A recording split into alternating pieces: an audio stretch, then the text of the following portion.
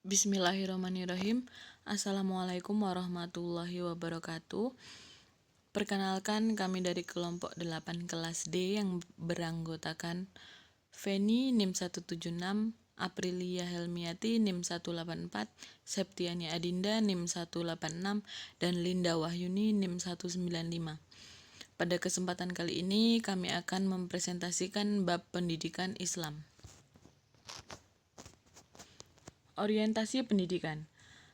Pengertian pendidikan. Kata pendidikan dalam bahasa Arab berkaitan atau dekat dengan 3 terma, yaitu taklim, tarbiyah, atau ta'dib. Hal ini dapat dilihat dari beberapa ayat Al-Quran maupun hadis. Di antaranya adalah Quran Surah Al-Baqarah, Al-Alaq, Al-Isra, dan Al-Syu'ara. Al-Baqarah yang artinya, dan dia mengajarkan kepada Adam nama-nama benda-benda seluruhnya.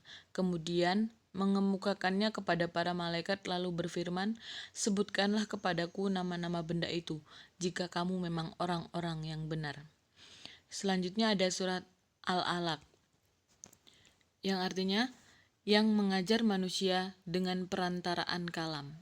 Dia mengajarkan kepada manusia apa yang tidak diketahuinya. Next. Quran Surah Al-Isra, yang artinya, dan rendahkanlah dirimu terhadap mereka berdua dengan penuh kesayangan dan ucapkanlah, wahai Tuhanku, kasihanilah mereka keduanya, sebagaimana mereka berdua telah mendidik aku waktu kecil. Selanjutnya ada Quran Surah Al-Syu'ara, yang artinya, Fir'aun menjawab, bukankah kami telah mengasuhmu di antara keluarga kami, waktu kamu masih kanak-kanak dan kamu tinggal bersama kami beberapa tahun dari umurmu. Memahami makna dari masing-masing kata di atas. 1. Taklim, lebih menonjolkan pada aspek pengetahuan kognitif. 2. Tarbiyah, lebih menekankan pada pemeliharaan dan asuhan dengan kasih sayang. 3. Ta'dib, mencakup pengetahuan kognitif, efektif, dan psikomotorik. Secara konseptual, ta'dib sudah mencakup pengetahuan atau ilm, pengajaran atau taklim, dan pengasuhan yang baik atau tarbiyah. Oleh karena itu, ta'dib merupakan istilah yang tepat untuk menunjukkan pendidikan dalam Islam. Adapun mengenai pengertian istilah pendidikan akan dikemukakan oleh beberapa pakar-pakar pendidikan, antara lain 1. Syed Muhammad Al-Naqib Al-Atas menyatakan bahwa pendidikan adalah suatu proses penanaman sesuatu ke dalam diri manusia. 2. John Dewey menjelaskan pendidikan adalah proses pembentukan kecakapan-kecakapan fundamental secara intelektual dan emosional ke arah alam dan sesama manusia. 3. Ki Hajar Dewantara berpendapat bahwa pendidikan adalah tuntunan di dalam hidup tumbuhnya anak-anak. Adapun maksudnya, pendidikan yaitu menuntun segala kekuatan kodrat yang ada pada anak-anak tersebut, agar mereka sebagai manusia dan sebagai anggota masyarakat dapat mencapai keselamatan dan kebahagiaan setinggi-tingginya. 4. Undang-Undang Nomor 20 Tahun 2003 tentang Sisdiknas menjelaskan pendidikan adalah usaha sadar dan terencana untuk mewujudkan suasana belajar dan proses pembelajaran agar peserta didik secara aktif mengembangkan potensi dirinya untuk memiliki kekuatan spiritual keagamaan, pengendalian diri, kepribadian, kecerdasan, akhlak mulia, serta keterampilan yang diperlukan untuk dirinya, masyarakat, bangsa, dan negara.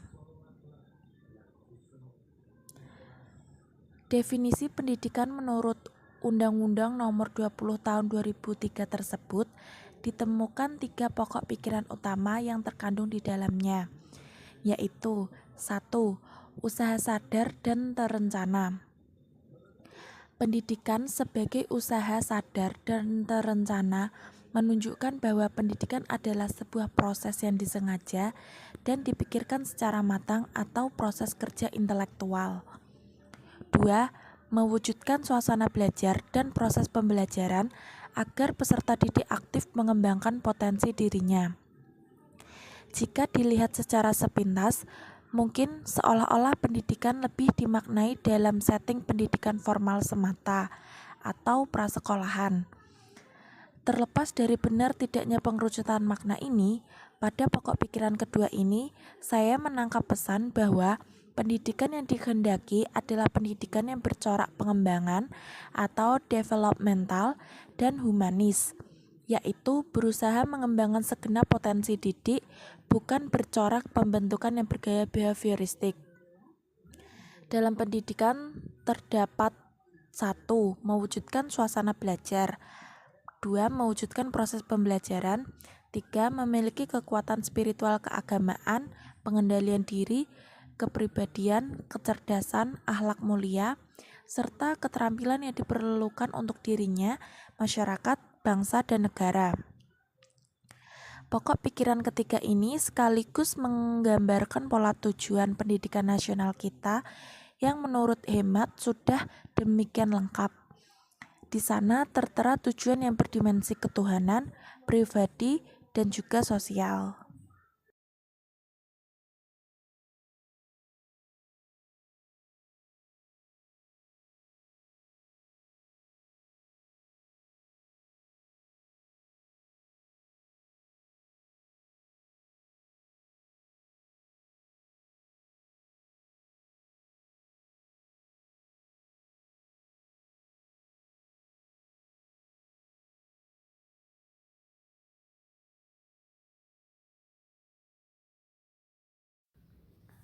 Dua, pengertian pendidikan Islam.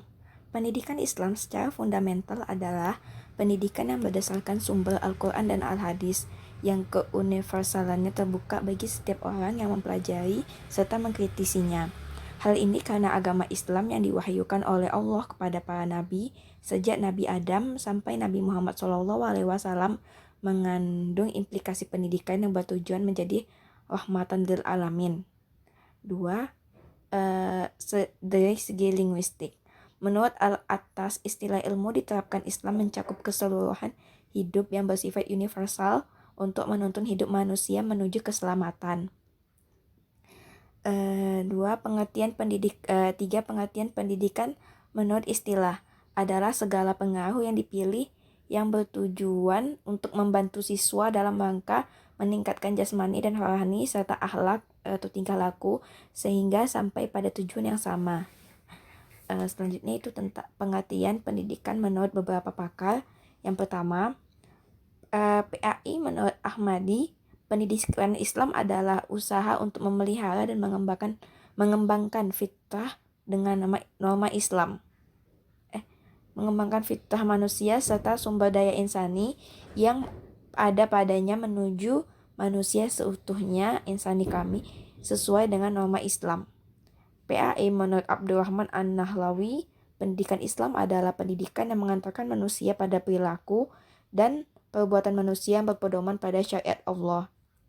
Yang ketiga, PAI menurut Ahmad Marimba, pendidikan Islam adalah bimbingan jasmani dan rohani berdasarkan hukum-hukum agama Islam menuju terbentuknya kepribadian utama menurut ukuran Islam.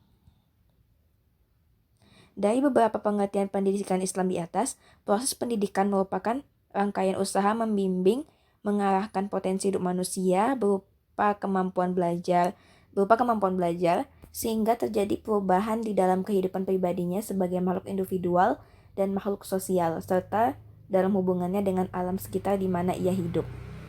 B. Ruang lingkup pendidikan Islam. 1. Perbuatan mendidik. Perbuatan mendidik merupakan sikap atau tindakan menuntun, membimbing, memberikan pertolongan dari seorang pendidik kepada anak didik menuju tujuan pendidikan Islam. Perbuatan mendidik ini disebut dengan istilah takzib. 2. Anak didik. Dalam pendidikan Islam, anak didik disebut dengan istilah santri, muta'alim, tolib, tilmid, dan muhazab. 3. Dasar dan tujuan pendidikan Islam. Dasar pendidikan Islam adalah landasan yang menjadi fundament serta sumber dari segala kegiatan pendidikan Islam ini dilakukan. Tujuan pendidikan Islam yaitu ingin membentuk anak didik menjadi manusia muslim yang bertakwa kepada Allah Subhanahu wa taala dan berkepribadian muslim. 4. Pendidik. Pendidik merupakan subjek yang melaksanakan pendidikan Islam. Pendidik disebut muallim, muhadzib, ustaz, kiai. Ada pula yang menyebutnya mursyid. Artinya yang memberi petunjuk. 5. Materi pendidikan Islam. Materi pendidikan Islam yaitu bahan-bahan atau pengalaman belajar ilmu agama Islam yang disusun secara lazim dan logis untuk disampaikan kepada anak didik. Dalam pendidikan Islam, materi pendidikan ini disebut mudatut tarbiyah. 6. Metode pendidikan Islam. Metode di sini ialah cara bagaimana mengolah, menyusun, dan menyajikan materi pendidikan Islam agar materi tersebut dapat mudah diterima dan dimiliki oleh anak didik. Dalam pendidikan Islam, metode pendidikan ini disebut dengan istilah tarikatut tarbiyah atau tarikatut tahzib. 7. Evaluasi. Evaluasi yaitu memuat cara-cara bagaimana mengadakan penilaian terhadap hasil belajar anak didik. 8. Alat-alat pendidikan Islam. Alat pendidikan Islam yaitu alat yang dapat digunakan selama melaksanakan pendidikan Islam agar tujuan pendidikan Islam tersebut lebih berhasil. 9. Lingkungan sekitar.